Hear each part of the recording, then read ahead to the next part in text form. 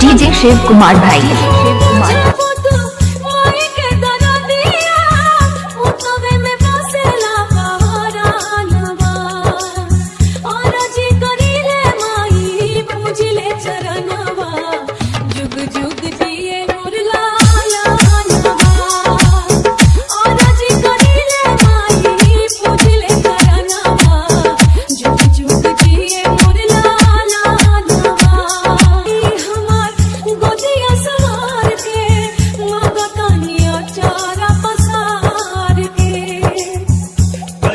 अदालत माई तोहरा दरबार के खाली के बुलौटल न पुकार। डीजे शिव कुमार भाई।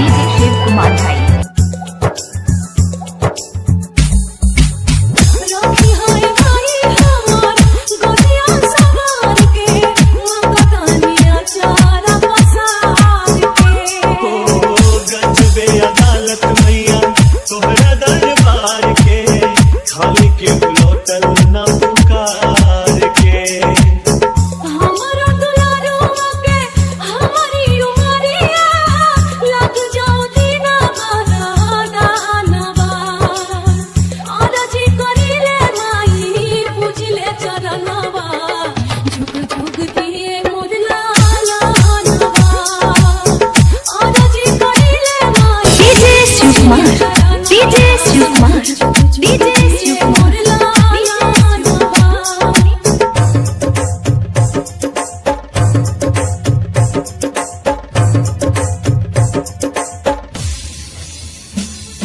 माई आज ले ले बिया माई एगो ठान हो चौखट को दे दी तोहरा जान हो। बुझे न पावे माई कुल के दिया नामा इतने तू करो एहसान हो।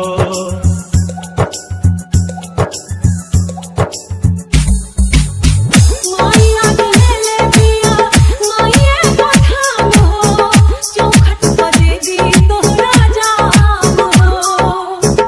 बुझे न पावे भैया कुल के दिया नामा इतने तू करो एहसान हो। भिखिया मांगे आज माई दुखिया रिया झरा झरा झरेला नयनवा। आरजी करिले डीजे शिव कुमार भाई। जुग जुग जिए